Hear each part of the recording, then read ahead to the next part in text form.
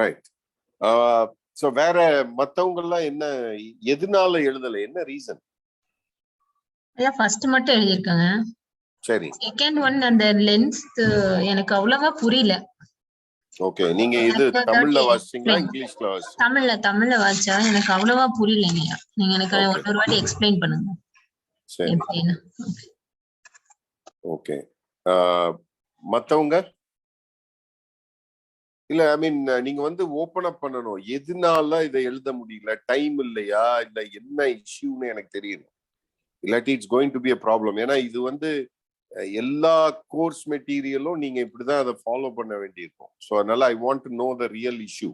என்ன இஷ்யூன்னு எனக்கு தெரியணும், எதனால அப்படின்னு. ஐயோ புரிஞ்சுது, பட் கொஞ்சம் ரொம்ப டீப்பா படிக்கல, அதனால கொஞ்சம் நல்லா கொஞ்சம் கூட படிச்சுட்டு எழுதலாம்னு வச்சிருக்கேன். அதாவது நான் என்ன சொல்லுவேன் அப்படின்னா, நீங்க ஸ்டார்ட் பண்ணீங்கன்னா தான் வரும். நம்ம வந்து டீப்பா படிச்சுட்டு பிறகு எழுதலாம் அப்படின்னா அதுக்குள்ள ஏசு கிறிஸ்து வந்துருவாரு. ஸோ அதனால you have to start the engine. வாசிச்ச வரைக்கும் என்ன புரியுதோ அதை எழுத வேண்டியதான். What is the main idea அப்படின்னு நீங்க அட்டம்ப்டே பண்ணாம இருந்தீங்க அப்படின்னா, ஏன்னா இப்ப 2 ஆர்டிகிள் போயிருச்சு. இன்னைக்கு வந்து நம்ம 2 ஆர்டிகிள் வாசிச்சு ஐ மீன் அதுக்குரிய இதை கன்க்ளூட் பண்ணிடுவோம். இப்போ அடுத்தது 3rd ஆர்டிகிள் போயிடும். அப்ப அதுக்கும் நீங்க யூஸ் ஆகல அப்படின்னா it's going to be a problem. ஏன்னா மொத்தமே இந்த கோர்ஸுக்கு, இந்த ஆக்ஸ் கோர்ஸை பொறுத்த வரைக்கும் நீங்க வாசிக்க வேண்டியது 9 ஆர்டிகிள் தான். ஸோ அதனால யூ நீட் டு, நான் தான் முதல்லயே சொன்னேன், நீங்க வந்து இதுக்கு பர்சனல் டிசிப்ளின் நீங்க கொடுக்கல அப்படின்னா it is going to B tough. அதை மட்டும் நான் தெளிவா சொல்லிடுறேன். ஏன்னா நீங்க வந்து இந்த ஆர்டிகிள்ஸை வாசிக்காம வந்தீங்க அப்படின்னா யூ கெயின் நத்திங். ஏன்னா நான் இங்க உட்கார்ந்து எல்லா ஆர்டிகிளையும் நான் எக்ஸ்பிளைன் பண்ணணும் அப்படின்னா it's going to take 6 years இந்த கோர்ஸ் முடிக்கிறதுக்கு. ஸோ அதனால நெக்ஸ்ட் வீக் கண்டிப்பா எழுதி உங்களுக்கு அனுப்பிடுவோம்.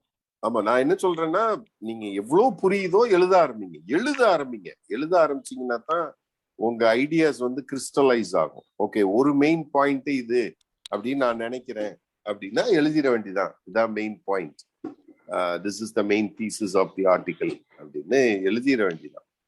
அனுப்பணும் ஐயா, காட்டணும் எனக்கு. வீடியோ ஆன் பண்ணியா?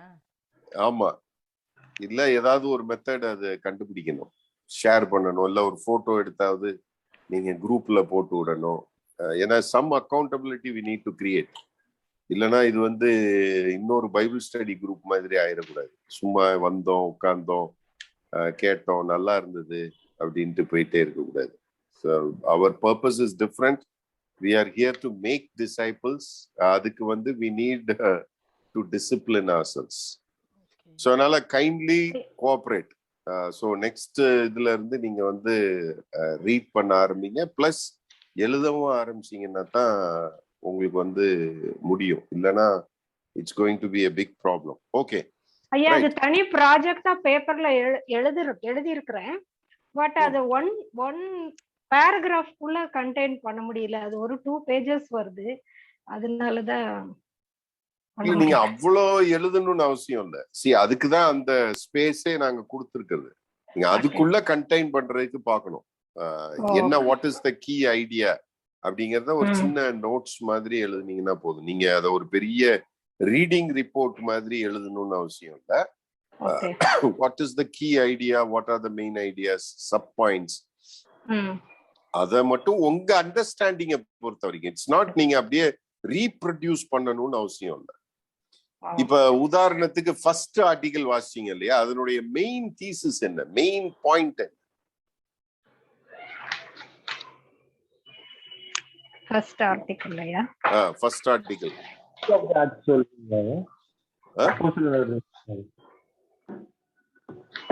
சரியா கேட்கல ஆலன், ஃபுல்லா சொல்லுங்க. அப்போஸ்தலர் நடவடிக்கைகள் வரலாறு அதுதானே கேக்குறீங்க? ஃபர்ஸ்ட் ஆர்டிகல், ஆர்டிகல் ஏ. ஆர்டிகல் ஏ. நான் வந்து இப்படி ஒவ்வொரு தடவையும் எந்த ஆர்டிகல் டைட்டில்னு சொல்லிட்டு இருக்க முடியாது. ஆர்டிகல் ஏ, ஆர்டிகல் பி அப்படின்னா நீங்க டக்குன்னு எடுக்கணும். ஆர்டிகல் ஏ வந்து Luke's main purpose, Luke's main intend to right. Okay, right what? The reason. How gospel spread from Jerusalem to the Gentile world, from the okay, Jewish. அதாவது அப்போஸ்தலர் நடபடிகளை என்ன காரணத்துக்காக லூக்கா எழுதினார் அப்படிங்கறத அந்த ஆர்டிகிள்ல சம்மரைஸ் பண்றாரு. அதுதான் அதனுடைய மெயின் பாயிண்ட். Yes. அடுத்தது 2 மேஜர் சப் பாயிண்ட்ஸ் டீல் பண்ணிருப்பாரு. ஒன்னு எக்ஸிஜீசிஸ் ஆஃப் ஆக்ட்ஸ் அப்படின்னு தொடங்கி இருப்பாரு. ஆமா. அடுத்தது ஹெர்மியூனெட்டிக்ஸ் ஆஃப் ஆக்ட்ஸ் அப்படின்னு 2ஆ பிரிச்சு எழுதியிருப்பாரு. தமிழ்ல என்ன இருக்கு எக்ஸிஜீசிஸ்க்கு? ஃபர்ஸ்ட் ஹெட்டிங் ஃபர்ஸ்ட் லூக்காவின் நோக்கம் நுட்பமான கருத்துக்களின். ஓகே, நுட்பமான கருத்து. எக்ஸிஜீசிஸ்னா ஒரு பேசேஜை எடுத்து அதை அனாலிசிஸ் பண்றதுதான் எக்ஸிஜீசிஸ். சோ அப்போஸ்தலர் நடபடிகளை நம்ம எப்படி எக்ஸிஜீட் பண்றது, எப்படி ஒவ்வொரு பகுதியா எடுத்து படிக்கிறது, அதுக்கான மெத்தடாலஜியை கொடுத்திருப்பாரு. அதுக்கப்புறம் ஹெர்மியூனெட்டிக்ஸை டீல் பண்ணியிருப்பாரு. எப்படி இன்டர்பிரட் பண்றது, அந்த பேசேஜை வந்து எப்படி அர்த்தப்படுத்துவது. இந்த 2 தான் அந்த ஆர்டிகிள். அவ்வளவுதான், வேற ஒண்ணுமே இல்லை அதுல. சோ ஃபர்ஸ்ட் ஏ ஆர்டிகிளுடைய இது என்ன அப்படின்னு எடுத்தீங்க அப்படின்னா, எப்படி எதுக்காக the historical precedents, Gordon Fee and Stuart, Douglas Stuart அவர் எழுதின ஆர்டிகிள்.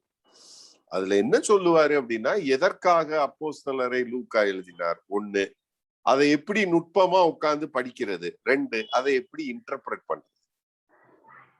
அதுக்கு நிறைய எக்ஸாம்பிள்ஸ் கொடுத்திருப்பாரு உள்ள. அவ்வளவுதானே ஒழிய அதுதான் மெயின் கண்டென்ட் அந்த ஆர்டிகிள். சரிதானா? சோ நீங்க இத அந்த பாக்ஸ்க்குள்ள எழுத வேண்டியதான். 3 லைன் முடிஞ்சு போச்சு. சோ அதுதான் நான் எதிர்பார்க்கிறேன். ஏன்னா நீங்க சம்மரைஸ் பண்ண தெரியணும். ஒரு பெரிய சங்க் ஆஃப் ஆர்டிகிளை வாசிச்சுட்டு you should know how to summarise it. இதுல என்னதான் சொல்றாரு, கீ பாயிண்ட் என்ன அப்படின்னு கண்டுபிடிக்கணும் நீங்க. அதுவும் இந்த ஆர்டிகிளை பொறுத்த வரைக்கும் ரொம்ப அழகா பாயிண்ட் பை பாயிண்டாவே எழுதியிருப்பாரு. ஒரு இதுல 4 கருத்து கொடுத்திருப்பாரு, 4 லேர்னிங்ஸ் 1 2 3 4 அப்படின்னு போட்டு கொடுத்திருப்பாரு. பிறகு 91 பாயிண்ட்ல வந்து அதை சம்மரைஸ் பண்ணியிருப்பாரு. இதுதான் இதனுடைய சுருக்கம் அப்படின்னு ஆத்தரே கொடுத்திருப்பாரு. சோ நல்ல ஆத்தர்ஸ் வந்து அப்படி செய்வாங்க. நீங்க அதையே கண்டுபிடிச்சிருந்தீங்கன்னா போதும். நல்ல ஆத்தர்ஸ் வந்து எப்பயுமே ஒரு ஹோல் சம்மரி மாதிரி கொடுத்துருவாங்க. இதுதான் நான் டீல் பண்ணிட்டு இருக்கிறேன் இவ்வளவு நேரம் அப்படின்னு காட்டுறேனே உங்களுக்கு. அதை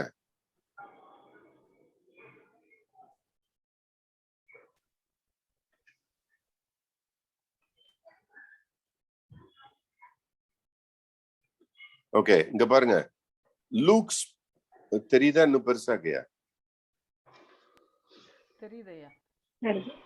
ஓகே, லூக்ஸ் பர்பஸ் அப்படின்னு போட்டுட்டு அதுக்கு கீழே பாத்தீங்க அப்படின்னா 4 பாயிண்ட் கொடுத்திருப்பாரு. 1 2 3 4. இதுதான் சம்மரி, அந்த ஃபர்ஸ்ட் செக்ஷன் உடைய சம்மரி.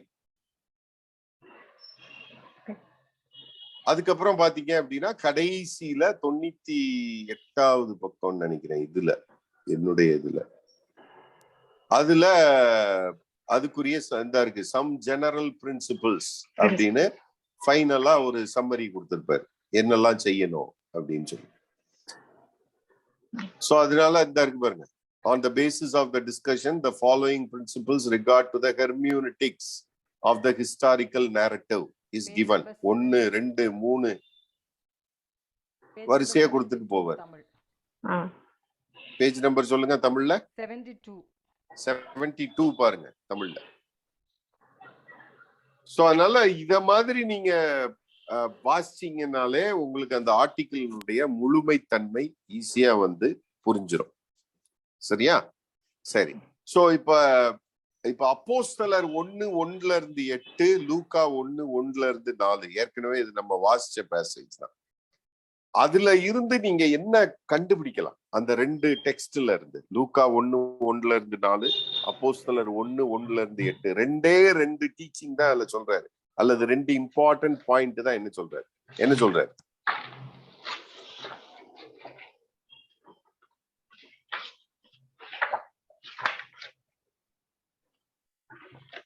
பேசிக்கலி அந்த ரிப்போர்ட் எப்படி ப்ரிப்பேர் பண்றாங்க based on the learnings based on the events they saw from the beginning.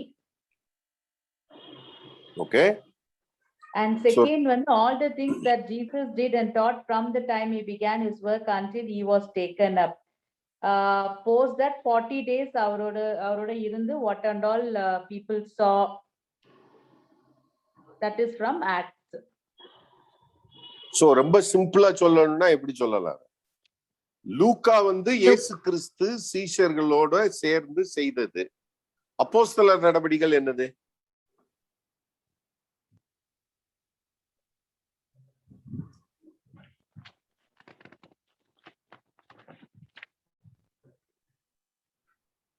Spreading of the gospel.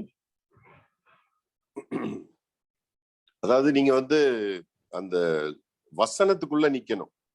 லூக்கா 1:1-4, அப்போஸ்தலர் 1:1-8 அதுக்குள்ள என்ன 2 பாயிண்ட் தான் திரும்ப திரும்ப சொல்றாருங்க.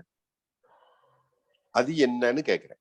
ஒண்ணு லூக்கா இயேசு கிறிஸ்துவனுடைய ஊழியம் அல்லது இயேசு கிறிஸ்து செய்த காரியத்தை பற்றி நான் முதலாவது பிரபந்தத்தை ஏற்படுத்தினேன்.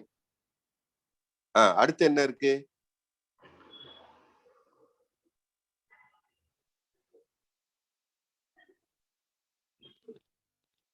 Wait for the gift I told you about the gift my father promised. நீங்க ரொம்ப தள்ளி போயிட்டீங்க. ரெண்டாவது இது என்ன அப்படின்னா, பரிசுத்த ஆவியானவர் அப்போஸ்தலர்கள் மூலமாக இயேசு கிறிஸ்துவனுடைய பணியை எப்படி தொடர்கிறார்கள், அவ்வளவுதான். அதான் acts. So it is the continuation of the gospel of Luke. லூக்கா சுவிசேஷத்தினுடைய தொடர்ச்சி தான். எப்படி? லூக்கா சுவிசேஷம் இயேசு கிறிஸ்து எப்படி செயலாற்றினார் அப்படின்னு எழுதி இருக்கிறார். இங்கேயும் இயேசு கிறிஸ்து செயலாற்றுகிறார். யார் மூலமா? பரிசுத்தாவியானவர் மூலமா. சோ லூக்கா 1:1-4 அப்போஸ்தலர் 1:1-8 படிக்கிறப்ப நம்ம தெரிந்து கொள்ள வேண்டிய முதல் இது என்ன அப்படின்னா, இட் இஸ் அ கண்டினியூவேஷன். நம்ம அதை தனியா வச்சிருந்தாலும், யோவான் நடுவுல இருந்தாலும், இட் இஸ் அ கண்டினியூவேஷன் என்பதை நாம் புரிந்து கொள்ள வேண்டும். லூக்காவினுடைய தொடர்ச்சி தான் அப்போஸ்தலர் நடபடிகள். நாட் ஓன்லி புக்கு மாத்திரம் இல்ல, ஈவன் த ஒர்க். லூக்கால இயேசு கிறிஸ்துவனுடைய பணி, ஆனா இங்க work of Christ through his spirit and the lives of the apostles, எப்படி அவர்கள் மூலமாக செயல்படுகிறார் அப்படிங்கிறது தான். அப்படின்னா என்ன அர்த்தம்? இன்னும் அப்போஸ்தலர் நடபடிகள்ல மையத்துல இருப்பது இயேசு கிறிஸ்து தான். எப்படி லூக்கால இயேசு கிறிஸ்து மையத்துல இருக்கிறாரோ அதே போல லூக்கா அப்போஸ்தலர் நடபடிகள்லையும் ஆக்ட்ஸ்லயும் இயேசு கிறிஸ்து தான் தன்னுடைய பணியை தொடர்ந்து செய்கிறார், பரிசுத்தாவியானவர் மூலமாக, அப்போஸ்தலர்கள் மூலமாக. சோ இட்ஸ் அ கண்டினியூவேஷன் அப்படிங்கிறத நம்ம புரிந்து கொள்ள வேண்டும். சரி, ரெண்டாவது லூக்கா 1:4 வாசிங்க யாராவது தமிழ்ல. அவைகளை ஒழுங்காய் உமக்கு எழுதுவது எனக்கு நலமாய் தோன்றிற்று. சாரி, இங்கிலீஷ்ல வாசிங்களேன். லூக்கா 1:4.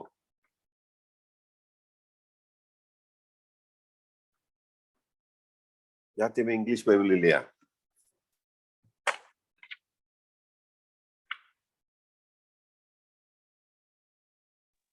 I do this so that you will know the full truth about everything which you have been taught.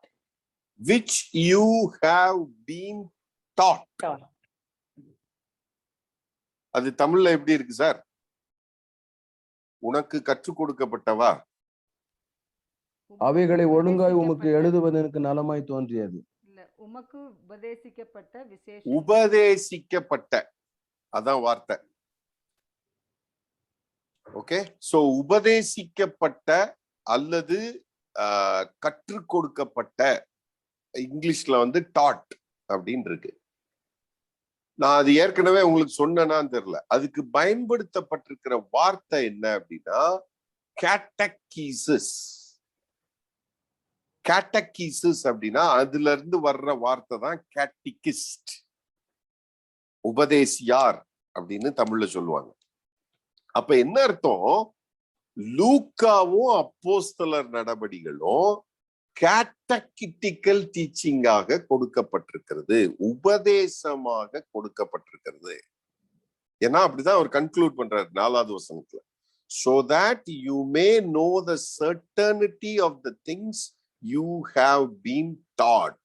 உமக்கு கற்றுக் கொடுக்கப்பட்டவைகள் எல்லாம் சரிதான் அப்படிங்கிறத நீ உறுதிப்படுத்துவதற்காக நான் இதை எழுதுறேன் அப்படின்னு சொல்றாரு. அப்படின்னா என்ன அர்த்தம்?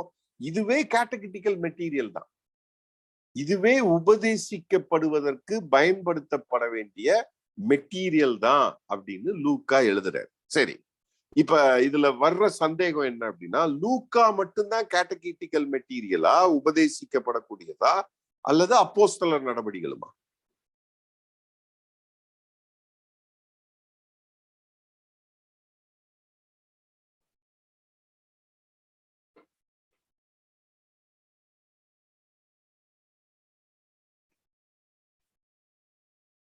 நான் கேட்ட கேள்வி புரிஞ்சுதா? புரிஞ்சுது. ஓகே. அப்போ அதாவது உனக்கு கற்றுக் கொடுக்கப்பட்ட அல்லது உபதேசிக்கப்பட்டவைகளை பற்றி தான் நான் எழுதுறேன் அப்படின்னு சொல்றாரு. which means Luca is a catechetical மெட்டீரியல்னு சொல்றேன், உபதேசிக்கப்படக்கூடிய ஒரு மெட்டீரியல்னு சொல்றேன். அடுத்த கேள்வி, லூக்கா மாத்திரம்தான் உபதேசிக்கப்படக்கூடிய மெட்டீரியலா அல்லது ஆக்ஸ்மான்னு கேக்குறேன், அப்போஸ்தலருமான்னு கேக்குறேன். அப்போஸ்தலரும் கூட வரும். ஓகே.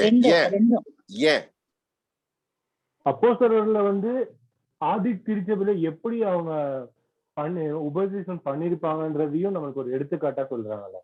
லூக்கால வந்து இயேசு கிறிஸ்து எப்படி பண்ணான்றது நம்மளுக்கு உபதேசமா சொல்றது.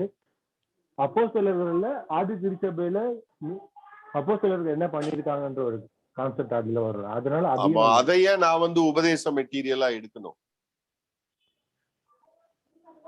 So that அதை வச்சு நாம இந்த காலகட்டத்துல நம்மளுடைய மினிஸ்ட்ரிக்கு அதை யூட்டிலைஸ் பண்ணிக்கலாம், யூஸ் பண்ணிக்கலாம்ன்ற ஒரு. பட் அதை ஏன் நான் எடுக்கணும்?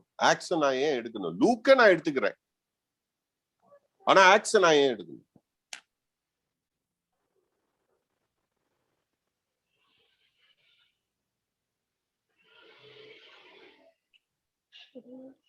பரிசுத்த ஆவியானவர் எப்படி செயல்பட்டார் என்று உபதேசிப்பது.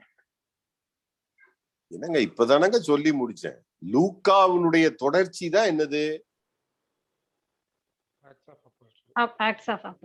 பிறகு லூக்காவை உபதேசிக்கிற மெட்டீரியலா எடுத்தா அப்போஸ்தலரை தான் எடுக்கணும்.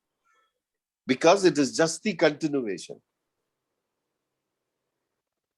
அதை எப்படி நான் இதை மட்டும் எடுத்துக்கிடுவேன், அப்போஸ்தலரை எடுக்க மாட்டேன் நான் எப்படி சொல்ல முடியும்?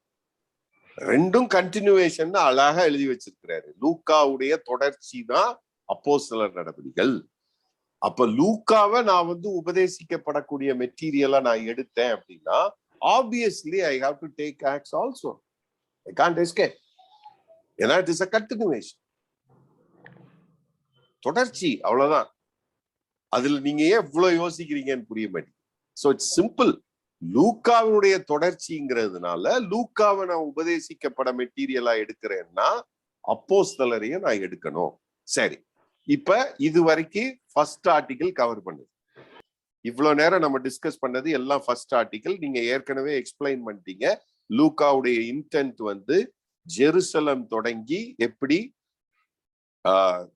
ரோம் நகரம் வரைக்கும் பல இடங்களுக்கு சபை எப்படி பரவியது, அதுதான் அவருடைய நோக்கம். அவ்வளவுதான், அதை முடிச்சாச்சு. சரி, இப்ப இது உபதேசிக்கப்படக்கூடிய மெட்டீரியல்னு சொல்லியாச்சு, அப்போஸ்தலர் நடபடி. இப்ப பிரச்சனை என்ன அப்படின்னா, அப்போஸ்தலர் நடபடிகள்ல இருந்து எதை உபதேசமாக எடுப்பது? இப்ப ஒரு குரூப் என்ன சொல்றாங்க, நீங்க வந்து ஞானஸ்நானம்னா முழுகிதான் ஞானஸ்நானம் எடுக்கணும், ஏன்னா அப்போஸ்தலர்கள்ல அப்படிதான் இருக்கு அப்படிங்கிறாங்க. அதை எடுக்கிறதா, அல்லது என்னது இன்னொரு குரூப் என்ன சொல்லலாம் அப்படின்னா, பவுல் அப்போஸ்தலன் வந்து எப்படிதான் டிராவல் பண்ணாரு, இதுல போனாரு, ஷிப்ல போனாரு, நடந்து போனாரு, இல்லாட்டி சேரியட்ல போனாரு, அப்படிதான் போனாரு, நம்மளும் அப்படிதான் போனோம் அப்படின்னு சொல்லலாம். பவுல் அப்போஸ்தலன் வந்து நீளமா ட்ரெஸ் போட்டிருந்தாரு, தாடி வச்சிருந்தாரு, அதனால நம்மளும் தாடி வச்சிருக்கணும், நீளமா ட்ரெஸ் போடணும். அவர் வந்து கல்யாணம் ஆகாத ஆளு, அதனால நம்மளும் கல்யாணம் பண்ணக்கூடாது. இதெல்லாம் அப்போஸ்தலர் நடவடிக்கைகள்ல இருந்து எடுக்கலாமா? எடுக்கக்கூடாது. ஏன்? பிகாஸ் நம்ம அது பழைய காலம், இப்ப கல்ச்சர் மாதிரி இருக்கு, லைஃப் ஸ்டைல் மாதிரி இருக்கு. சரி, வேற எதை தான் எடுக்கிறது? வேற ஆண்டவரோட வசனத்தை எடுக்கணும். இது ஆண்டவருடைய வசனம் இல்லையாங்க? இதுவும் ஆண்டவருடைய வசனம் தானங்க, அப்போஸ்தலர்ல தான் இருக்கு. அப்போஸ்தலர் தான், பட் அது ஹிஸ்டரி. இப்ப வந்து நம்ம கிளைமேட்டுக்கு முதல்ல அந்த மாதிரி பெரிய ட்ரெஸ் போட முடியாது ஐயா. சோ என்னுடைய கன்வீனியன்ஸ் தான் முக்கியமாயிருது இல்லையா? அப்போஸ்தலர் நடவடிக்கைகள்ல இருந்து எதை கன்வீனியன்ஸ் இல்ல, எது அவங்க இது வந்து நம்ம ரொம்ப வந்து லைஃப் மீன்ஸ் ஸ்பிரிச்சுவல் லைஃபை வந்து அஃபெக்ட் பண்ண சேஞ்ச் பண்ணாது. இது ஒன்லி புற தோற்றம். சரி, அதனால அதெல்லாம் பிரச்சனை இல்லை அப்படிங்கிறாங்க. சரி, வேற மத்தவங்க பேசுங்க. எதை எடுக்கிறது? அப்போஸ்தலர் நடவடிக்கைகள்ல இருந்து எதை எடுக்கணும்? அவங்க செஞ்ச நல்லதெல்லாம் எடுக்கணும். ஆவியானவர் வழி. இப்போ வந்து சரி, ஆவியானவர் எப்படி வழி நடத்துறாருன்னு எப்படி கண்டுபிடிக்கிறது? சரி, இப்போ ஒரு உதாரணத்துக்கு சொல்லுவோமே, அப்போஸ்தலர் 6வது அதிகாரம் தானே, 6வது அதிகாரத்துல என்ன நடக்குது? அவங்க விதவைகள், ஆமா, சொத்து சண்டை வருது. என்ன செய்யறாங்க அதை சால்வ் பண்றதுக்கு? எடுக்கிறாங்க. மூப்பர்களை இடத்துல பேசணும்னு சொல்றாரு. 7 லீடர்ஸ் எடுக்கிறாங்க. ஓகே, எப்படி எடுத்தாங்க? அது சொல்லப்படல. சரி, மத்தாய் பேர் என்ன? முதல்ல ரீப்ளேஸ்மெண்ட்டுக்கு வருவாரு, அவர் பேர் என்ன? மத்தியாவை எப்படி செலக்ட் பண்ணுவாங்க? சீட்டு போட்டு எடுப்பாங்க. சீட்டு போட்டு. அப்ப நம்ம இனிமே வச்சுக்கிட்டு அப்போஸ்தலர் நடவடிக்கைகள்ல சீட்டு போட்டு எடுத்திருக்கிறாங்க. அதனால இனி வந்து கல்யாணம் பண்ணணும்னா ஒரு 4 பொண்ணு போட்டோவை வச்சுட்டு சீட்டு போட்டு எடு அப்படின்னு பிரசங்கம் பண்ணலாமா? பண்ணக்கூடாது. ஏன்? வந்து ஜெபம் பண்ணிட்டு இருங்க சுஜா அக்கா கொஞ்சம் இருங்க, கல்யாணக்கா ஆன்சர் பண்ணுங்க.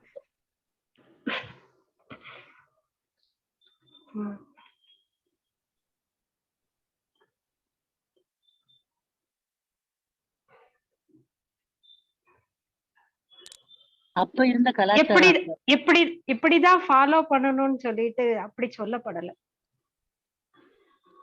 சரி, அப்படி பாத்தீங்கன்னா என்னதான் சொல்லப்பட்டிருக்கு? அப்போஸ்தலர் நடவடிக்கைகள்ல இப்படிதான் செய்யணும் அப்படின்னு எதுவும் சொல்லியிருக்காங்களா? அப்படி ஏதாவது ஒண்ணு சொல்லுங்களேன். இத வந்து கண்டிப்பா செய்யணும். விட்டு விடுவது போல நாம விட்டு விடாமல் ஒருவருக்கொருவர் புத்தி சொல்ல கடுவோம். சரி, அது வந்து எபிரேயர்ல வருது. சரிதானா? அந்த வசனத்தை எடுங்களேன், அது வாசிங்களேன். எபிரேயர் 10:11. 10:25. 10:25. ரைட், கரெக்டான புள்ளிக்கு தள்ளிட்டு போயிருக்காங்க. இப்போ வாங்க எபிரேயருக்கு வாங்க.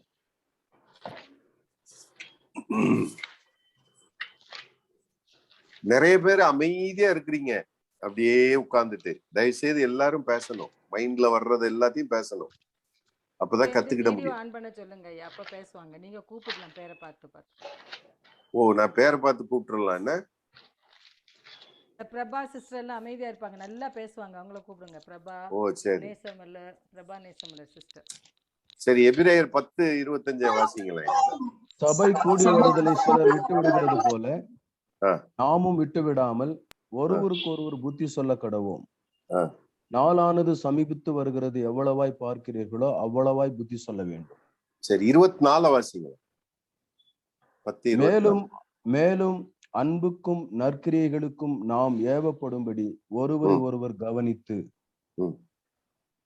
கவனித்து சபை கூடி வருதலை விட்டு விடுகிறதை போல விட்டுறாதீங்கிறார். அப்படித்தானே? ஆமாங்க. அதனுடைய கண்டினியூவேஷன் தான். சரிதானா? 24வது வசனத்தினுடைய தொடர்ச்சி தான் 25. 25 வந்து தனியா எடுக்க முடியாது. 24 கண்டினியூ பண்ணி தான் 25 வருது. நீங்க ஒருவேளை அதை ஆங்கிலத்துல வாசிச்சீங்கன்னா ரொம்ப கிளியரா இருக்கும். கமா போட்டு அப்படியே கண்டினியூ ஆகும். Okay, right. இப்ப சபை கூடி வருதலை விட்டு விடக்கூடாது அப்படின்னு சொல்றாரு. ஏன் விட்டு விடக்கூடாதுன்னு சொல்றாரு? நாளானது சமீபத்து இருக்கிறது, அதுக்கு நம்ம ஆயத்தப்படணும். சரி, அது வேற ஒழுங்கு கிரமம். எது ஒழுங்கு கிரமமோ? ஒருவருக்கொருவர் அந்த அன்பிலும் நற்கிரியைகளிலும் ஏவப்படும்படி சபை கூடி வர வேண்டும். திரும்ப சொல்லுங்க. அழகா சொன்னீங்க. திரும்ப சொல்லுங்க சத்தமா.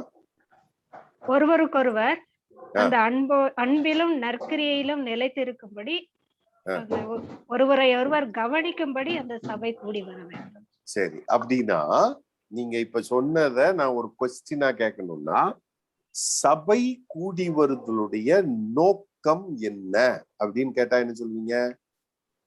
அன்புல கட்டப்பட வேண்டும். அன்பை வெளிப்படுத்த வேண்டும். ஒருவருக்கொருவர் நற்கிரியைகளை செய்ய வேண்டும். நற்கிரியைகள் செய்வதற்கு நாம் ஏவப்பட வேண்டும். அப்படின்னா என்ன அர்த்தம்? புரியுற மாதிரி சொல்லுங்களேன். ஏவப்படுறதுன்னா என்னது? Encourage one another. உணர்த்தப்படுவது, தூண்டப்படுவது. எனக்கு வந்து ஒரு ஆசை வரணும். எதுக்கு? நற்கிரியை செய்வதற்கு நாம் தூண்டப்பட வேண்டும். ஒண்ணு. ரெண்டாவது, அன்பிலே நான் வளர வேண்டும்.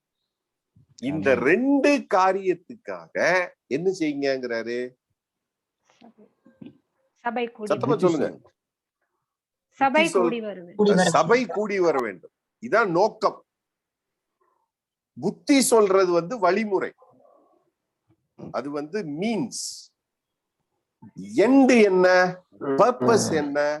எதுக்காக சபை கூடி வர வேண்டும் அப்படின்னா நோக்கம் வந்து இதாங்க. அன்பிலே ஒருவரை ஒருவர் வளர வேண்டும். அதுலயும் ஒருவருக்கொருவர்னு வரும் அதுல. சரிதானா? அடுத்து நன்மை செய்வதற்கு நான் ஏவப்பட வேண்டும். அவ்வளவுதான். இந்த 2 நோக்கத்துக்காக தான் நான் வந்து இங்க வர வேண்டும். சபை கூடி வருதலை நான் விட்டுவிடக் கூடாது. அதனால ஒருத்தர் என்கரேஜ் பண்ணுங்க அப்படின்னு சொல்றாரு. சபை கூடி வருதலை விட்டு விடாம இருக்கிறதுக்கு நீங்க என்கரேஜ் பண்ணுங்க. சரி, என்னுடைய சிம்பிள் கொஸ்டின், இன்னைக்கு சபை கூடி வருதல்ல இந்த நோக்கம் 2 நடைபெறுகிறதா? நிச்சயமாக இல்லை ஐயா. யாரு? பல்வலிக்காரரா? சரியாயிடுச்சா பல்வலி? இல்லையா, அன்னைக்கு கூட போயிட்டு ரூட் கனல் பண்ணிட்டு வந்தேன். ஓ, போடு. சரி, ரைட். ஓகே, நிச்சயமாக இல்லைன்னு டாமினிக் சொல்றாரு. வேறவங்க மத்தவங்க சொல்லுங்க. இல்லதான் ஐயா, டாமினிக் அண்ணன் சொல்ற மாதிரி. சரி, டாமினிக் அண்ணன் சொன்ன மாதிரி இல்ல.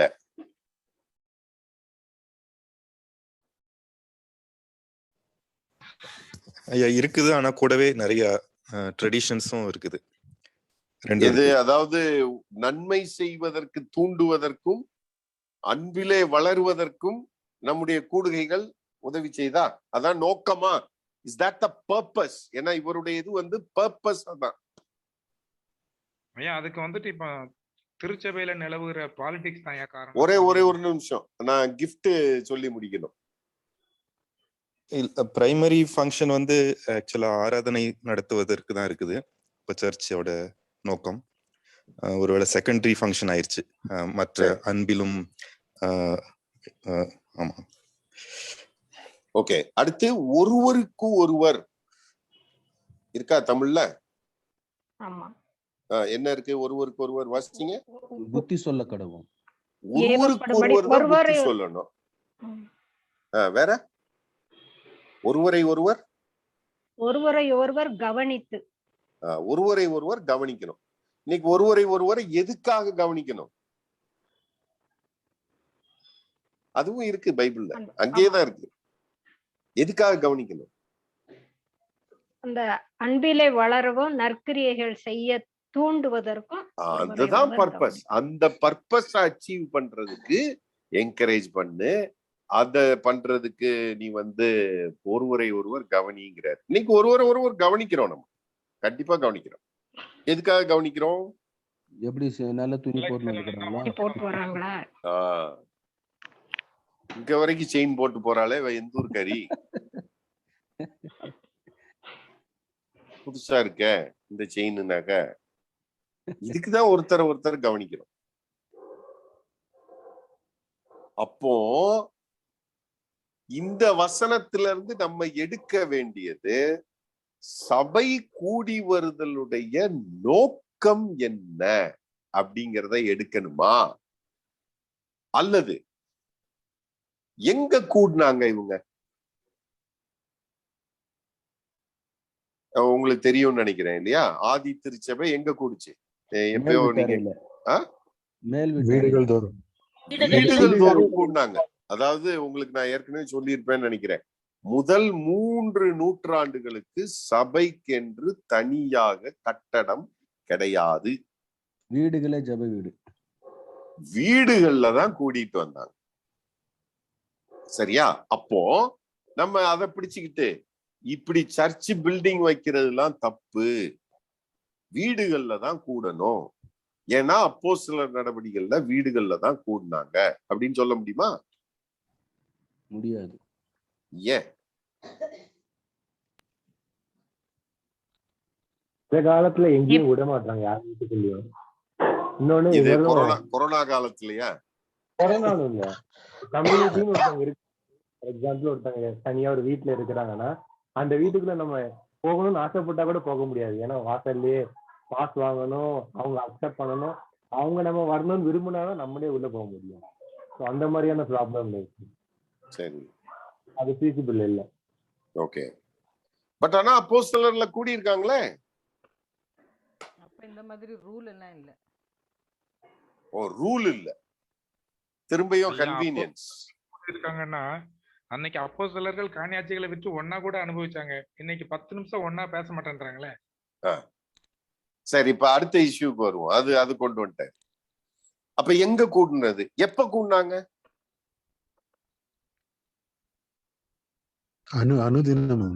அனுதினமும் கூடினாங்க. காலையில கூடினாங்களா, சாயங்காலம் கூடினாங்களா? டைம் எல்லாம் இல்ல, அது சொல்லப்படல. வெவ்வேறு நேரங்கள்ல ஆனா குறிப்பா மாலையில கூடுறாங்க. ஹிஸ்டரி மாலையில தான் கூடுறாங்க. ஆமாங்க. நம்ம பெங்களூர் டிராபிக்ல நீங்க டெய்லி கூடணும்னா அவ்வளவுதான், லைஃப் ஃபுல்லாவே டிராவல் தான் பண்ணிட்டு இருப்போம். Okay, very good. இப்ப நீங்க இதை யோசிச்சு பாருங்க. நம்ம தமிழ்ல திருவிருந்துன்னு சொல்றோம், அதுக்கு இன்னொரு வார்த்தை உண்டு. என்னது? ஐக்கிய விருந்து. ராபோஜனம் அப்படின்னா என்ன அர்த்தம்? ராத்திரி சாப்பிடுறது, நைட்டு சாப்பிடுறதுங்க. காலையில யாராவது ராபோஜனம், லாஸ்ட் சப்பர்னா சொல்றோம். அது கூட ஆண்டவருக்கு கடைசியா கொடுத்தது கூட ராப்போஜனம், அதுக்கு பேரு. அது எப்படி காலையில 10 மணிக்கு ராப்போஜனம் சாப்பிட முடியும்? அப்ப என்ன சிக்கல் ஆகுதுன்னா, எதை நாம் அப்போஸ்தலர் நடபடிகளில் இருந்து எடுப்பது, எதை விடுவது? Let me introduce a word. அவரு அடிக்கடி யூஸ் பண்ற வேர்டு தான் நார்மேட்டிவ் அப்படின்னு யூஸ் பண்ணுவார். நார்மேட்டிவ் அப்படின்னு எழுத முடியலையே, ஒயிட் போர்டை காட்ட மாட்டேங்குது. நார்மேட்டிவ்னா தெரியுதா? NORMATIVE, normative. நார்மேட்டிவ்ங்கிறதுல இருந்து வர்றதுதான் norm, NORM, norm. It's a norm அப்படின்னு சொல்றோம் இல்லையா? அப்ப ஆக்ஸ்ல நம்ம எடுக்க வேண்டியது எது அப்படின்னா, எது எல்லாம் நார்மேட்டிவ் அப்படின்னு டிசைட் பண்ணணும். இது நார்மேட்டிவ் பிரின்சிபலா இல்லையா? ஒருவேளை இன்னொரு வார்த்தை அதுக்கு சொல்லணும் அப்படின்னா பிரின்சிபிள், அல்லது அவரு தியாலஜிக்கல், ஐ மீன் ஜீன் கெட்ஸ் யூஸ் பண்ற வேர்டு என்ன சொல்லுவாரு அப்படின்னா பிலாசபி அப்படின்னு சொல்லுவாரு. philosophy of ministry அல்லது பிரின்சிபிள்ஸ் அல்லது நார்மேட்டிவ் அப்படிங்கிற வேர்ட்ஸை யூஸ் பண்ணியிருப்பார்.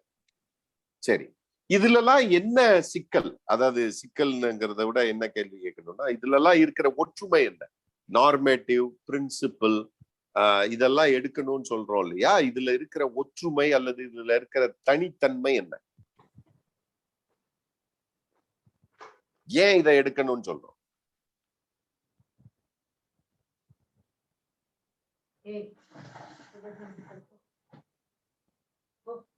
அந்த நார்மேட்டிவ் வந்து சேஞ்ச் ஆகாது. எதுலலாம் சேஞ்ச் ஆகாது?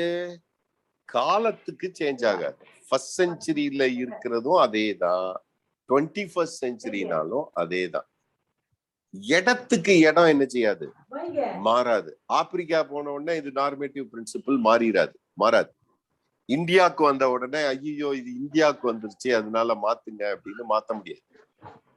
மாறாததுதான் பிரின்சிபிள்.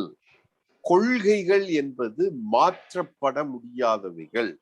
அந்த கொள்கைகளை அப்போஸ்தலர் நடவடிக்கைகள்ல இருந்து கண்டுபிடிச்சு எடுங்க அப்படின்னு சொல்றேன்.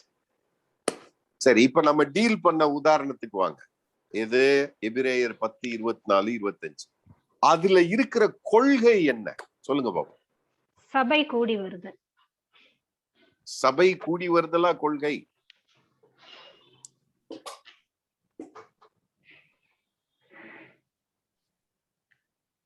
ஒருவரை ஒருவர் ஊக்கப்படுத்துதல், ஏவப்படுவதற்கு, அதுதான் கொள்கையா இருக்கு. அன்பு செலுத்துவதற்கும் நற்கிரியை செய்வதற்கு ஏவப்படுவதற்கு, அந்த ரெண்டு தான் கொள்கை. அதுக்காக கூடி வர வேண்டும். கூடி வரணும், கூடி வர்றது முக்கியம். பட் த பர்பஸ் வந்து நீ அமெரிக்கால கூடினாலும் சரி, ஆப்பிரிக்கால கூடினாலும் சரி, அண்டார்டிகால கூடினாலும் சரி, சபை கூடி வருதலுக்கான நோக்கம் அப்படின்னு தெளிவா சொல்லியிருக்கிறார். என்ன? ஸ்பர், மற்றவர்களை நற்கிரியைகளுக்கு ஏவப்படத்தக்கதாக, தூண்டப்படத்தக்கதாக.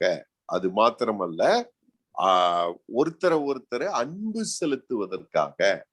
இந்த ரெண்டு காரியத்துக்காக தான் கூடி வர வேண்டும் அப்படின்னு சொல்றாரு. அப்ப அதுல மாற்றவே முடியாதது என்ன அப்படின்னா, பர்பஸ் மாறாது, நோக்கம் மாறக்கூடாது, கொள்கை மாறக்கூடாது, நார்மேட்டிவா இருக்கிறது மாறக்கூடாது. ஆனா இன்னைக்கு ஏன் நம்ம சிக்கல்ல இருக்கிறோம் அப்படின்னா, இந்த நார்மேட்டிவா, கொள்கையா, தத்துவமா மாறாமல் இருக்க வேண்டியதை என்ன செஞ்சிட்டோம்? மாத்திட்டோம். அதனால மாட்டிக்கிட்டோம். அப்ப அப்போஸ்தலர் நடவடிக்கைகளை நம்ம படிக்கிற பொழுது நம்ம பார்க்க வேண்டியது என்ன அப்படின்னா, இந்த பகுதியில் இருக்கிற கொள்கை என்ன அப்படின்னு பார்க்கணும், அல்லது பிரின்சிபிள் என்ன. அதுவும் இப்போ உங்களுக்கு இன்டென்ட் தெரியும், ஆத்தர்ஸ் உடைய இன்டென்ஷன் தெரியும், எதுக்காக இதை எழுதுறாரு அப்படின்னு உங்களுக்கு தெரியும். எருசலேம்ல இருந்து பரவுச்சு, இது பரவிக்கிட்டே இருக்கு, அதை தான் அவர் எழுதிட்டு இருக்கிறாரு.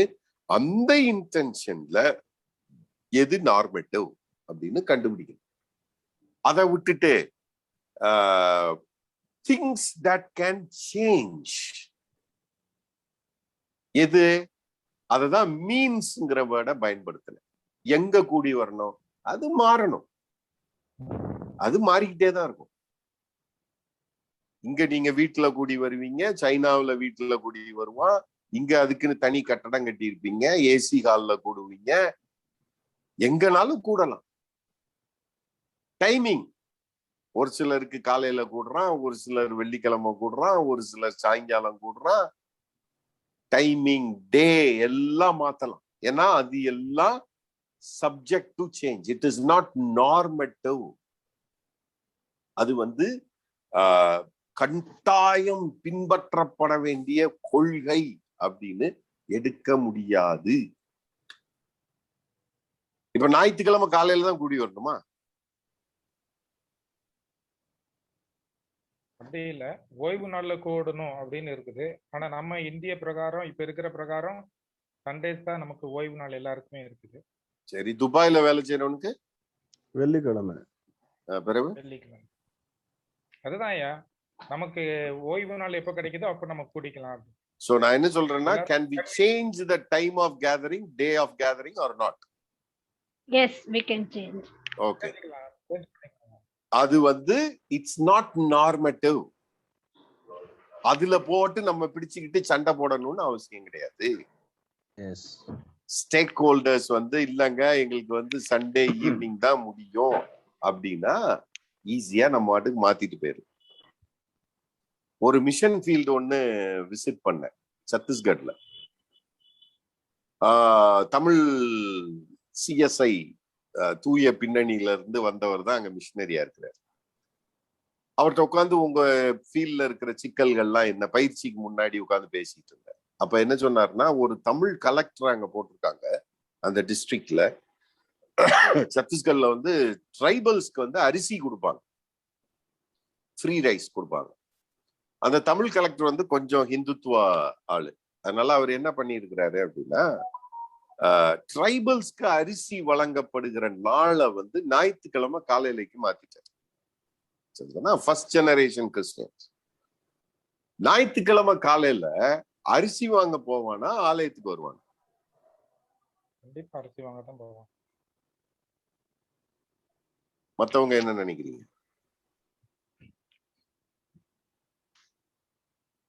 ஏன்னா அவங்களுடைய விசுவாசத்தை பொறுத்து இருக்குது ஐயா. ரொம்ப சிம்பிளான கேள்விங்க.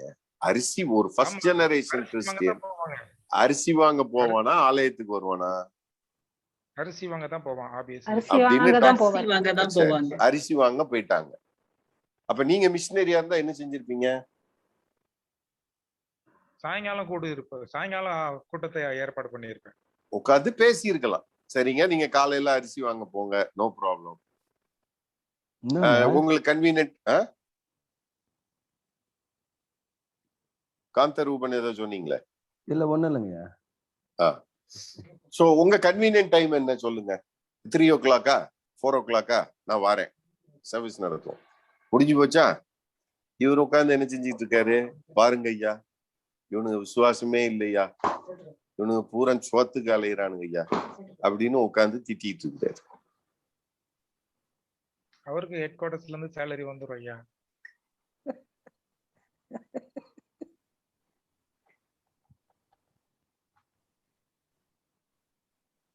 So the point is, அவருடைய அறியாமையை நினைச்சு நான் வருத்தப்பட்டேன். இதுக்கு ஒரு விஷயம்னு போய் உட்கார்ந்து அவனை கரிச்சு கொட்டிட்டு உட்கார்ந்துட்டு இருக்கணுமா? We have freedom. ஒவ்வொரு ஃபார்மும் ஒவ்வொரு ஃபங்க்ஷனும் there is enormous freedom. சரி, வீடுகள் தோறும் சென்று அவர்கள் சுவிசேஷத்தை அறிவித்தார்கள் அப்படின்னு வீடுகள் தோறும் கூடினார்கள். வீடுகள்லயும் கூடினாங்க, ஜபாலயத்திலையும் கூடினாங்க. வீடுகள்லயும் உபதேசித்தாங்க, ஜபாலயத்திலையும் உபதேசிச்சாங்க அப்படின்னு இருக்குது. அதுல என்னங்க கொள்கை? எதை மாற்ற முடியாதது? அதுல ஆலயத்தில் கூடி வருகிறத மாற்ற முடியாது ஐயா. இல்ல இது வந்து கூடி வர்றத பத்தி அந்த வசனம் பேசாது, உபதேசிக்கிறத பத்தி பேசும். வீடுகள் தோறும் கூடி உபதேசித்தார்கள், ஆலயத்திலும் உபதேசித்தார்கள் அப்படின்னு வரும். அப்போஸ்தலர்ல வரும். ஃபர்ஸ்ட் ஃபியூ சாப்டர்ஸ்லயே வந்துடும். எனக்கு டக்குன்னு ரெஃபரன்ஸ் மறந்துட்டேன். அது உங்க ஆர்டிகிள்லயும் வருமே. ஆக்சுவலா 2ஆம் அதிகாரத்துல வருதுங்க. 2வது அதிகாரம். அவர் வீடுகளோட அப்பம் பிட்டு 42 சொல்றீங்களா நீங்க? ஆமாங்க. ஓகே, 2:42. விசுவாசிகள் எல்லாரும் ஒருமித்து அவர் அப்போஸ்தலருடைய உபதேசத்திலும் அந்யோன்யத்திலும் அப்பம் பிட்குதலிலும் ஜபத்திலும் உறுதியாக தரித்திருந்தார். சரி, அது ஒரு வசனம். இன்னொரு வசனம் வந்து ஜபாலயத்திலும் அவர்கள் கூடி உபதேசித்தார்கள், வீடுகளிலும் கூடி உபதேசித்தார்கள் அப்படின்னு வரும். 2லயும் உபதேசம். 6:42. 6:42. 5ஆம் அதிகாரத்துல 5:42. 5ஆம் அதிகாரத்துல வருது. அதான் அந்த வசனம் தான். வாசிங்க 5:42 வாசிங்க. தினந்தோறும் தினந்தோறும் தேவாலயத்திலேயும் வீடுகளிலேயும் இடைவிடாமல் உபதேசம் பண்ணி இயேசுவே கிறிஸ்து என்று பிரசங்கித்தார்கள். சரி, இந்த வசனத்துல என்னங்க கொள்கை? இயேசுவே கிறிஸ்து என்று பிரசங்கிப்பது. அவ்வளவுதானா? உபதேசம் பண்ணினார்கள். உபதேசமும் நடக்குது, ஜெபமும் நடக்குது. ஜெபம் அங்க இல்ல. நீங்க 5:42 வாங்க. காந்தரூபன் இன்னும் 2வது அதிகாரத்துல இருக்கிறாரு. 5:42 வாங்க. அதுதாங்க, தினந்தோறும் தேவாலயத்திலேயும் வீடுகளிலேயும் இடைவிடாமல் உபதேசம் பண்ணி இயேசுவே கிறிஸ்து என்று பிரசங்கித்தார்கள். ரைட். என்ன நடக்குது? என்ன மாற்ற முடியாதது என்ன இந்த வசனத்தில்? உபதேசிக்கிறது. உபதேசமோ இயேசுவை கிறிஸ்து என்று பிரசங்கித்தார். ரைட். உபதேசம் வந்து இன்புட், கிறிஸ்துவை பிரசங்கித்தல் அவுட்புட். சோ உபதேசம் வந்து இவங்களை ஸ்ட்ரென்தன் பண்றதுக்காக கொடுக்குறாங்க. கிரைஸ்ட் இஸ் ப்ரோக்ளைம்டு, ப்ரோக்ளமேஷன் பண்றாங்க. சரி, எங்கெல்லாம் பண்றாங்க? வீடுகள் தோறும் பண்றாங்க, தேவாலயத்திலும் பண்றாங்க, தேவாலயத்திலையும் பண்றாங்க. சரி, இப்ப வீடுகள் தோறும் பண்றாங்க அப்படின்னா அதுல உட்கார்ந்துட்டு ஆர்கியூ பண்ணிட்டு இருக்க முடியாது. வீடுகள் தோறும் பண்ணாங்க அப்படின்னா முற்றத்துல நின்னு பேசினாங்களா, இல்ல ஃபர்ஸ்ட் ஃப்ளோர் ஏறினாங்களா, செகண்ட் ஃப்ளோர் போனாங்களா? ஒரு வீட்டோட கன்வீனியன்ட்டை பொறுத்து. அதாவது நான் என்ன சொல்றேன்னா, that keeps changing. அது மாறிக்கிட்டே இருக்கும். அது ஃபார்ம், அது வழி. சரி, இப்ப இதுல இன்னொன்னு நீங்க கவனிச்சிருப்பீங்க. எப்படி உபதேசம் பண்ணாங்கன்னு இருக்கா, எப்படி பிரசங்கம் பண்ணாங்கன்னு இருக்கா? இல்ல. ரொம்ப ஞானமா அப்போஸ்தலர் நடவடிக்கைகள்ல இந்த எப்படி ஆஸ்பெக்ட் இருக்கவே இருக்காது. ஹவு அப்படிங்கிறது இருக்கவே இருக்காது. ஏன் இருக்காது?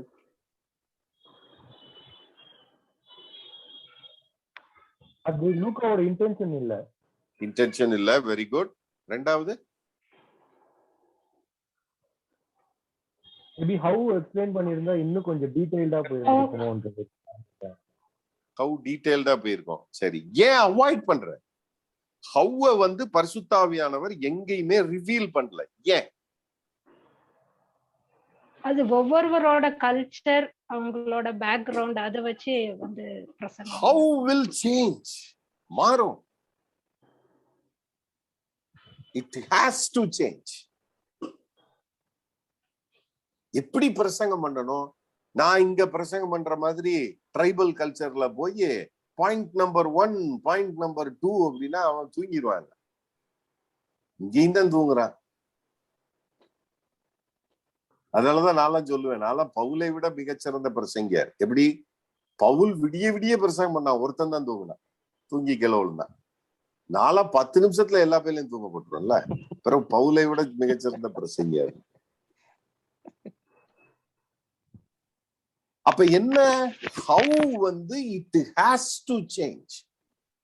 என்னுடைய கல்ச்சர், என்னுடைய ஆடியன்ஸ், அதற்கு ஏற்ற மாதிரி நான் வந்து மாத்தணும்.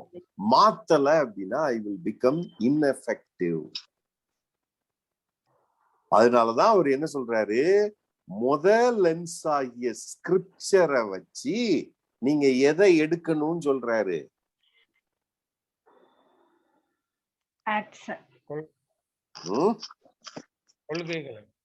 கொள்கைகளை தேடி கண்டுபிடிங்கன்னு எடுக்கிறார். ஸ்கிரிப்சர்ல எடுக்க வேண்டியது நார்மேட்டிவ் பிரின்சிபிள்ஸ், மாறாத கொள்கைகள் எது, எந்த காலத்திலும் எந்த கலாச்சாரத்திற்கும் மாறாத கொள்கைகள் எதுன்னு கண்டுபிடிக்கிறது தான் நம்ம வேலை.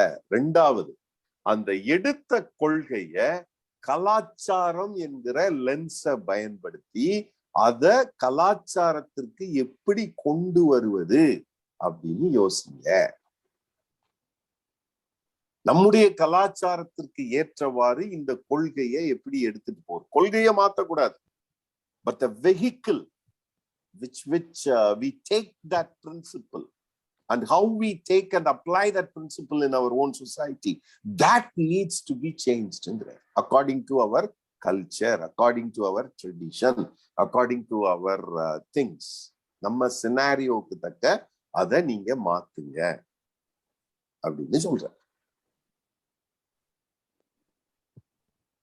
உதாரணத்துக்கு சொல்றேன், பஞ்சாரான்னு ஒரு ட்ரைப் இருக்கு ஆந்திராவில். இது நடந்தது. பஞ்சாராஸ் ஐஎம்எஸ் வந்து ஒர்க் பண்றாங்க, ஒர்க் பண்ணாங்கன்னு நினைக்கிறேன். இப்ப ஒர்க் பண்றாங்களான்னு எனக்கு தெரியல. ஆமா, ஐஎம் இப்ப நிறைய கிறிஸ்டியன் ஆயிட்டாங்க பஞ்சாராஸ்ல. ஆக்சுவலா கலெக்டர்ஸ் எல்லாம் கிறிஸ்டியன்ஸ் இருக்காங்க, டாக்டர்ஸ், நல்லா டெவலப் ஆயிட்டு ட்ரைப். இனிஷியலா இந்த பஞ்சாரா மக்கள் மத்தியில யாத்ரான்னு ஒண்ணு நடத்துவாங்க, ஒரு பெரிய கன்வென்ஷன் கூட்டம் மாதிரி. அதுல வந்து ஒரு வெஸ்டர்னர், ஒரு ஃபாரினர் வந்து பேசினார். அவர் பிரசங்கத்துடைய டைட்டில் என்ன அப்படின்னா, standing on the promises of God. இதையே தமிழ்ல டிரான்ஸ்லேட் பண்றதே கஷ்டம். Standing on the promises of காட்னா எப்படின்னு தெரியல. ஏன்னா ஸ்டாண்டிங்னு டிரான்ஸ்லேட் பண்ண முடியாது. ஆண்டவருடைய வாக்கு தத்தங்களை அடிப்படையாக கொண்டு வாழுதல் அப்படின்னு தான் சொல்ல முடியும் தமிழ்ல. அதில் நிற்றல் அப்படின்னா ஏன்னா வாக்குக்கு மேல எப்படி நிக்கிறது அப்படின்னு யோசிப்போம். ஸோ ஸ்டாண்டிங் வந்து it's a English cultural thing. சரிதானா? இவர் என்ன பண்றாரு, அதை பயங்கரமா பேசுறாரு. Standing on the promises of God, standing on the promises of God அப்படின்ட்டு டமால்டு கேட்டாரு, where are the promises of God. இதை தூக்கி காமிச்சாரு, பைபிளை தூக்கி காமிச்சாரு. These are the promises of God. கடக்குன்னு மடிச்சவரு கீழே போட்டு மேலே ஏறி நின்ட்டார். Standing on the promises of God.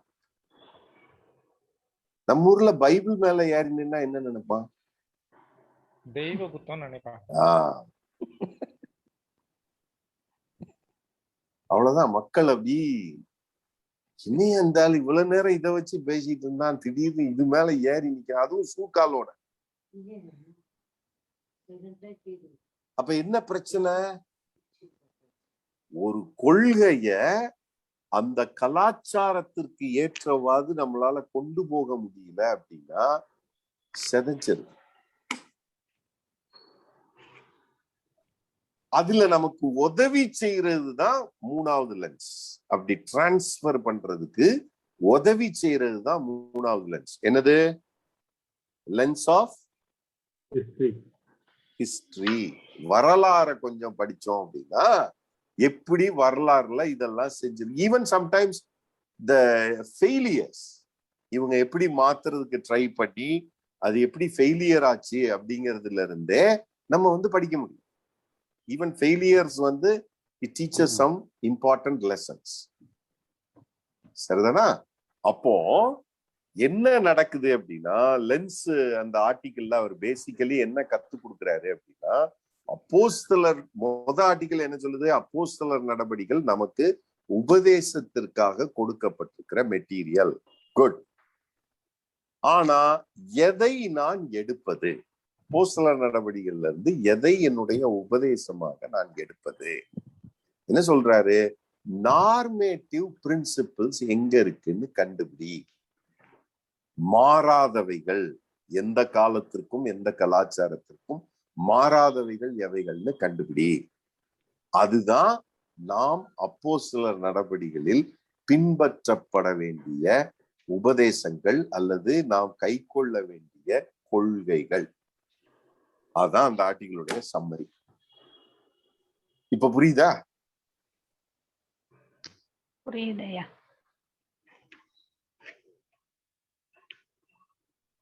நீங்க சொல்ற மாதிரி அந்த ஆர்டிகல் ஒண்ணு அவ்வளவு டஃபாலாம் இருக்கு.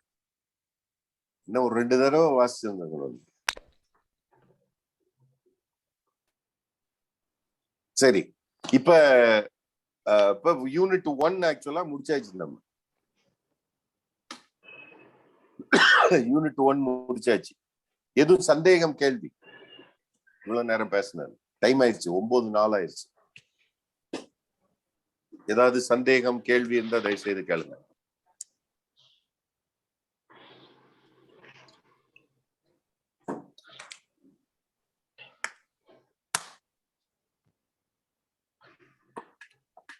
ஐயா ஒரு சந்தேகம், இது பழைய ஏற்பாட்டுக்கு எப்படி நம்ம கம்பேர் பண்ண முடியுமா? இது லைக் பழைய ஏற்பாட்டுல வந்து கண்டிப்பா ஓய்வு நாள்ல வந்து இந்த மாதிரி ஒரு ரிச்சுவல் இது பண்ணணும். ஸோ ரெண்டையும் இன் கன்ஜங்ஷன் எப்படி நம்ம எடுத்துக்கிறது, அந்த கான்டெக்ட் எடுக்கணும்? ஆக்சுவலா பழைய ஏற்பாட்டை வந்து நீங்க டீச்சிங் மெட்டீரியலா எல்லாத்தையும் யூஸ் பண்ண முடியுமான்னு எனக்கு தெரியல. ஏன் அப்படின்னா ஒரு உதாரணம் கொடுக்குறேன். யோபு புஸ்தகத்தை எடுத்துக்கிட்டீங்க அப்படின்னா நிறைய பேர் வந்து யோபு புஸ்தகத்துல இருந்து பயங்கரமா பேசுவாங்க. ஆக்சுவலா யோபுல ஒரு certain sections, I think it is 4th சாப்டர்ல இருந்து ஆரம்பிக்கும்னு நினைக்கிறேன். ஆரம்பிச்சு அவங்க 3 ஃப்ரெண்ட்ஸும் பேசுவாங்க, திரும்ப திரும்ப பேசிக்கிட்டே இருப்பாங்க. யோபுனுடைய 3 ஃப்ரெண்ட்ஸ் அவங்க என்ன சொல்லுவாங்க அப்படின்னா ஒரு ஜெனரல் இதை சொல்லிட்டே இருப்பாங்க. தப்பு பண்ணாம எப்படி ஆண்டவர் உன்னைய தண்டிப்பாரு அப்படின்னு சொல்லிட்டே இருப்பாங்க. அநியாயம் பண்றவன் செத்துருவான் அப்படின்னு சொல்லிக்கிட்டே இருப்பாங்க. ஆனா அவங்க பேசுனது எல்லாத்தையும் ஆண்டவர் என்ன சொல்லிட்டாரு? நல்லிஃபை பண்ணிட்டாரு. ஆக்சுவலா நீங்க கவனிச்சீங்கன்னா இவங்க வந்து முட்டாள்தனமாக பேசுகிறார்கள் அப்படின்னு சொல்லிட்டாரு. So God himself has nullified. இவங்க பேசுனது தப்பு அப்படின்னு சொல்லிட்டாரு. அதுக்கப்புறமா அந்த செக்ஷன்ஸ்ல இருந்து நீங்க எடுத்து இது வந்து நம்ம வாழ்க்கைக்கு தேவை அப்படின்னு போலாமா அப்படிங்கிறது எனக்கு தெரியல. சரிதானா? ஒண்ணு. அடுத்து ரெண்டாவது வந்து எந்த இன்டர்பிரிட்டேஷன் ஸ்கில்ஸும் நீங்க இப்பதான் ஆரம்பிச்சிருக்கிறீங்க. So I don't want to load it up. எந்த இன்டர்பிரிட்டேஷன் ஸ்கில்ஸுமே நீங்க வந்து முதல்ல கவனிக்க வேண்டியது வாட் இஸ் ஆத்தர்ஸ் இன்டென்ஷன். எதற்காக இதை ஆத்தர் எழுதி இருக்கிறாரு அதை கண்டுபிடிச்சாதான் நம்ம வந்து அந்த மாறாத கொள்கையாக நம்ம எடுக்க முடியுமே ஒழிய நம்ம வாட்டுக்கு எல்லா புஸ்தகத்துல இருந்தும் மாறாத கொள்கை இது இப்ப யோபு புஸ்தகத்துல இருந்து அப்படி எடுக்க முடியுமான்னு எனக்கு தெரியல. ஏன்னா சர்டன் செக்ஷன் வந்து God has nullified it, அது தப்புன்ட்டாரு. அப்புறம் அதுக்கப்புறம் உட்காந்துட்டு அந்த பகுதியில ஏதாவது மாறாத கொள்கை இருக்குதா அப்படின்னு எடுக்கணுமா அப்படின்னு தெரியல. சோ அதனாலதான் நான் என்ன சொல்றேன் அப்படின்னா ஆத்தர் என்ன இன்டென்ஷன்ல சொல்லி இருக்கிறாரு. அடுத்து இப்போ ஓய்வு நாளை பரிசுத்தமாய் ஆசரிக்க வேண்டும் அப்படிங்கிறது இங்க நியூ டெஸ்டமெண்ட்டையும் நம்ம கம்பேர் பண்ண வேண்டியிருக்கு. ஏன்னா சில காரியங்கள் வந்து நியூ டெஸ்டமெண்ட்ல ஃபுல்ஃபில் ஆயிருக்குது. ஓல்ட் டெஸ்டமெண்ட்ல வந்து இட்ஸ் ஜஸ்ட் அ ஸ்கிராட்ச் தொடங்கி இருக்கிறது, நியூ டெஸ்டமெண்ட்ல வந்து ஃபுல்ஃபில் ஆயிருக்கு. அதனால நம்ம அதை ஃபுல்லா பார்க்கணும். பட் சர்டன்லி நீங்க சொல்றது இன்னொரு இதுல வந்து உதாரணத்துக்கு உன் தகப்பனையும் தாயையும் கனம் பண்ணுவாயாக, அது ஒரு மாறாத கொள்கை. நியூ டெஸ்டமெண்ட்லயே அது இருக்கா இல்லையா? இருக்கு. சோ அதனால இங்கேயும் கம்பேர் பண்ணி பார்க்கிறது நல்லது.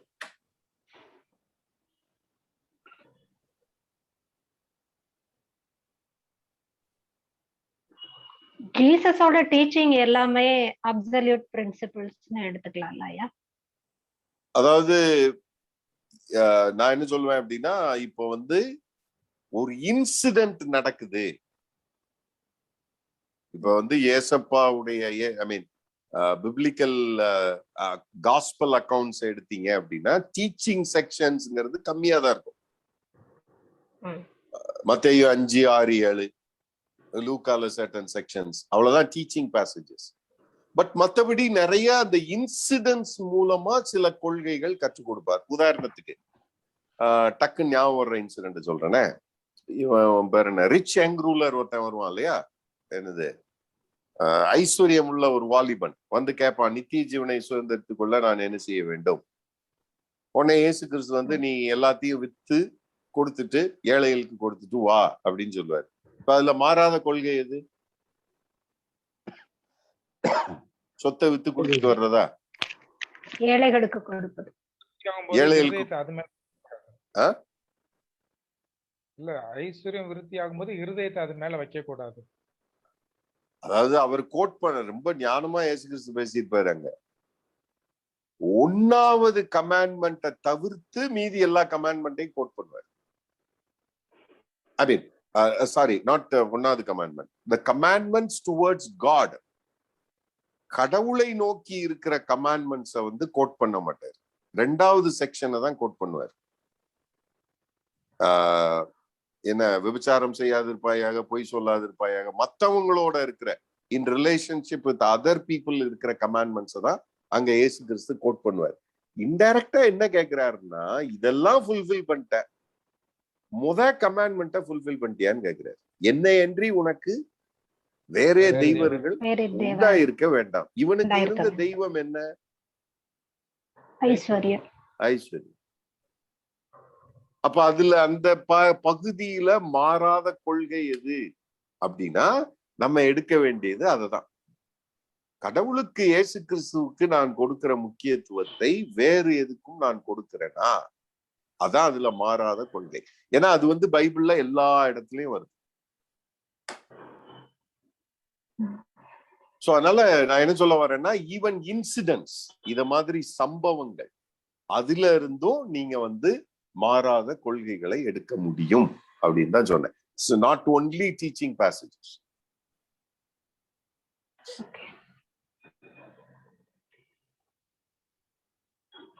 ஓகே, இப்ப நீங்க அண்டர்ஸ்டாண்ட் பண்ணிருப்பீங்கன்னு நினைக்கிறேன். கொள்கைகள் மாறக்கூடாது, மாறாத கொள்கைகளை நீங்கள் கண்டுபிடிக்க வேண்டும். சரி, இப்ப உங்க புக்ல, ஒர்க் புக்ல, கோர்ஸ் புக்ல ஃபர்ஸ்ட் செக்ஷனுக்கு வாங்க. செக்ஷன் 1. செக்ஷன் 1ல யூனிட் 1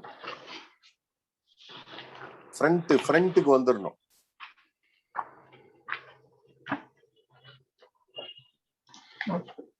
எத்தனாவது பக்கம் சொல்லுங்களேன் என்கிட்ட?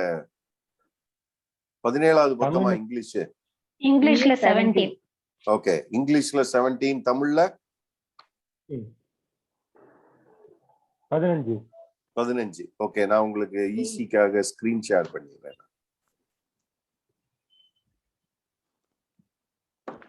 இப்படி இருக்கும் இங்கிலீஷ்ல.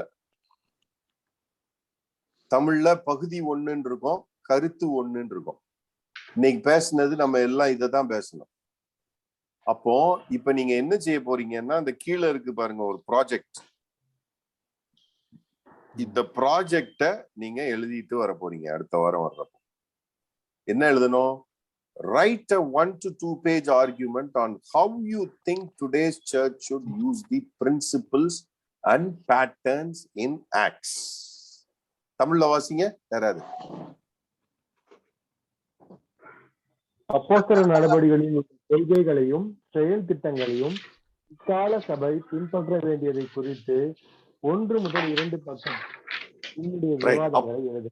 ஓகே, அப்போஸ்தலர் நடவடிக்கைகள்ல இருந்து இந்த காலத்து திருச்சபை பேட்டர்ன்ஸையும் பிரின்சிபல்ஸையும் எப்படி பயன்படுத்த வேண்டும், how you think today's church should use, இத பத்தி உங்க ஆர்குமெண்ட் ஒரு 1 or 2 pages எழுதி நெக்ஸ்ட் கிளாஸ் வர்றப்ப கொண்டு வாங்க. Okay, any questions? ஐயோ, ஒரே ஒரு கேள்வி. இதற்கான பேஸ் வந்து நம்ம படிச்ச அந்த கட்டுரையும் கொடுக்கப்பட்டிருக்க அந்த பைபிள் பேசேஜ் இல்ல, நம்ம டிஸ்கஸ் பண்ணதா எழுதுனீங்கனாலே போதும்.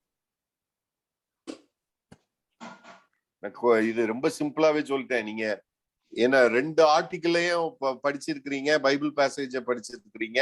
சோ இன்னைக்கு கிளாஸ்ல நான் சொன்னதை எல்லாத்தையும் நீங்க யோசிச்சு பாத்தீங்கன்னா கோர்வையா எழுதிடலாம். என்ன சொன்னோம்?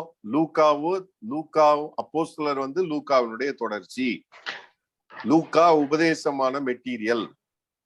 அப்ப லூக்கா அதனால அப்போஸ்தலரும் உபதேச மெட்டீரியல். லூக்கா என்ன காரணத்துக்காக எழுதினாரு? அப்ப இதுல இருந்து எதை எடுப்பது? கொள்கைகளை எடுக்கணுமா, அல்லது மாறுகிறதை எடுக்கணுமா, மாறாததை எடுக்கணுமா, என்ன அப்படின்னா அதை எழுதுனீங்கனாலே 1 to 2 பேஜ் வந்துடும். அதைத்தான் கேக்குறாங்க.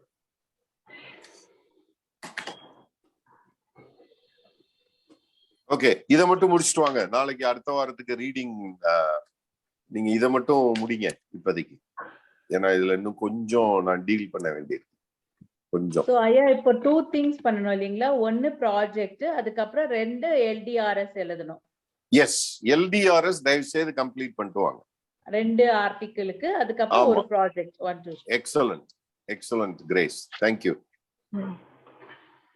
ஐயா, அந்த பிரின்சிபல்ஸ்னா அந்த ஆக்ட்ஸ்ல சொல்ற பிரின்சிபல்ஸ நம்ம இப்போ வந்து டுடேஸ் சர்ச்சுக்கு எப்படி எடுக்கலான்ட்டு அப்படி எக்ஸாம்பிள் கொடுத்து எழுதணுமா இல்ல ஜெனரல் எக்ஸாம்பிள்லாம் வேண்டியது இல்ல, ஆக்ஸ்ல எப்படி யூஸ் பண்றது எக்ஸாம்பிள்லாம் அடுத்த ப்ராஜெக்ட்ஸ்ல வரும்.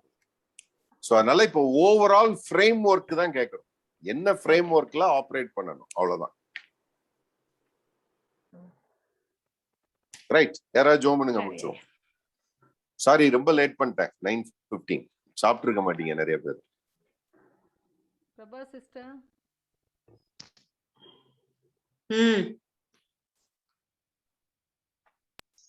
ப்ரேயர் பண்ணவா? ஐயா ரெக்கார்டிங் ஸ்டாப் பண்ணு. ஓகே.